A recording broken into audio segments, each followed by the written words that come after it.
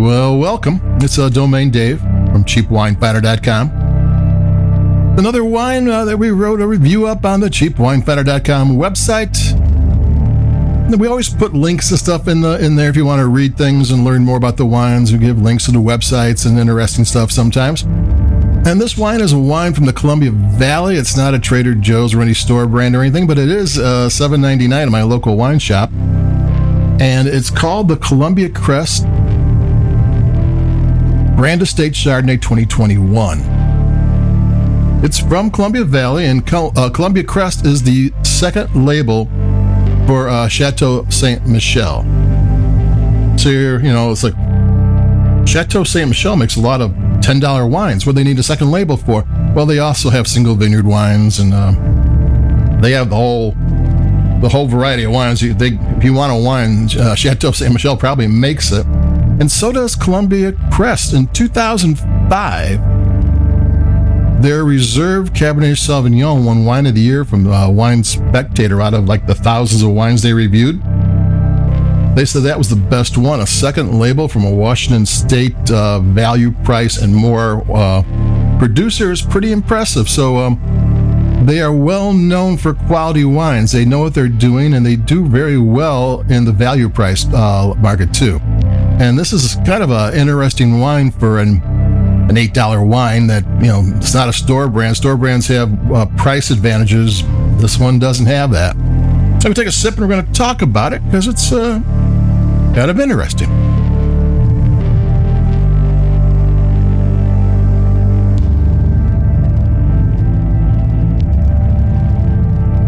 Now, this isn't the exact, I think it's 64%.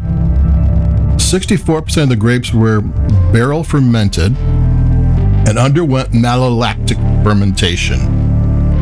Virtually all red wines undergo malolactic fermentation because it takes the tart acid in the grapes and turns them into rounded acid, and red wine does better with rounded fruit flavors rather than tart fruit flavors. And white wines that have some kind of oak involved, Chardonnay is one of them that's, especially in this price range, uses oak. And there's a couple others, but typically you'll see malolactic in Chardonnay, not that many other.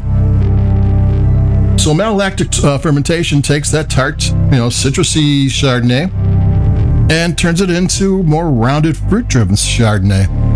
Then the other third, I think it's like 36%, is stainless steel, no malolactic. So it's straight ahead, naked Chardonnay, as they used to call it. And it's tart, more citrusy. So you're getting this rounded fruit Chardonnay and this straight up tart Chardonnay. It's put together, but it's 2/3 to 1/3. So you're going to win the rounded fruit's going to win, but it's going to have that citrus around the edges, and it does. It's kind of nice, which is it really kind of makes a nice wine for $8 wine. I'm going to take another sip.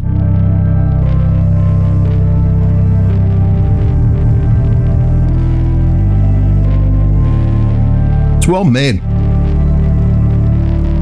It's got a stew of flavors up front. It's got apple and peach and maybe lime, and it's got some creamy vanilla, maybe some grapefruit. And then the mid palate brings in some stone fruit, some nectarine. I think we're stone fruit too. Maybe tangerine, some orange zest, a little bit. But everything is kind of subtle and well balanced. Maybe a little bit of that salty.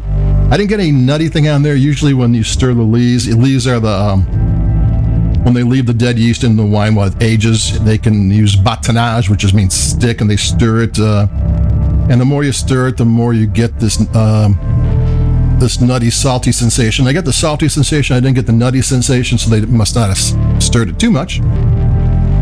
So there you go. So you're getting some, for an inexpensive Chardonnay from Washington State, you're getting a little bit of character and personality in the wine.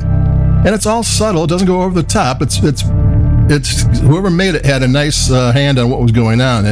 This is well-controlled wine, really balanced flavors. I mean, there's not too much of the rounded fruit. There's not too much of the tart fruit. There's not too much of that the oakiness from the fermentation process, the oak barrel fermentation.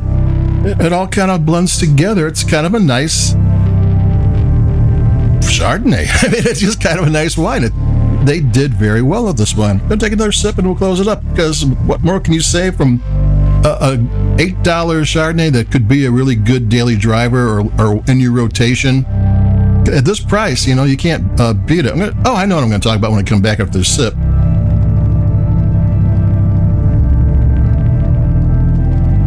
I was at a wine tasting last month, and one of the winemakers, French winemaker, I asked him, what's the average price? A typical French person who has wine with lunch and dinner, what do they pay for a bottle of wine? He says, $5. And they like that wine. He's like, oh yeah, it's good. So when you're thinking about, $8 is too cheap, in France, they typically drink $5 wine. People do pay more who want to pay more or can pay more. But the bulk of the people who have wine with their meal are drinking $5 wines.